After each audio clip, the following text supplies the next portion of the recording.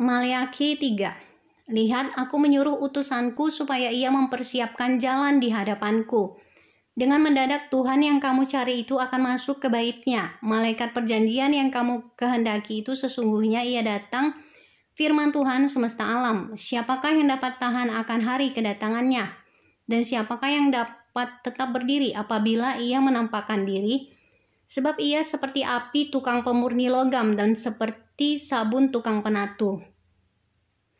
Ia akan duduk seperti orang yang memurnikan dan mentahirkan perak, dan ia mentahirkan orang Lewi, menyucikan mereka seperti emas dan seperti perak, supaya mereka menjadi orang-orang yang mempersembahkan korban yang benar kepada Tuhan.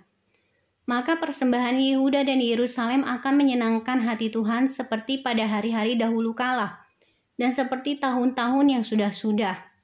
Aku akan mendekati kamu untuk menghakimi dan akan segera menjadi saksi terhadap tukang-tukang sihir, orang-orang berzina, dan orang-orang yang bersumpah dusta, dan terhadap orang-orang yang menindas orang upahan, janda dan anak piatu, dan yang mendesak ke samping orang asing, dengan tidak takut kepadaku, firman Tuhan semesta alam. Pembayaran persembahan persepuluhan menyenangkan hati Tuhan, hati Allah. Bahwasanya aku Tuhan tidak berubah, dan kamu Bani Yakub tidak akan lenyap. Sejak zaman nenek moyangmu, kamu telah menyimpang dari ketetapanku dan tidak memeliharanya.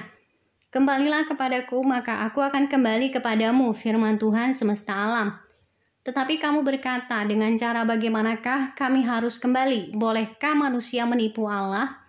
Namun kamu menipu aku, tetapi kamu berkata, dengan cara bagaimanakah kami menipu engkau? Mengenai persembahan persepuluhan dan persembahan khusus, kamu telah kena kutuk.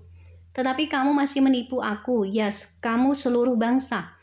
Bawalah seluruh persembahan persepuluhan itu ke dalam rumah perbendaharaan, supaya ada persediaan makanan di rumahku. Dan ujilah aku, firman Tuhan semesta alam, apakah aku tidak membukakan bagimu tingkap-tingkap langit, dan mencurahkan berkat kepadamu sampai berkelimpahan.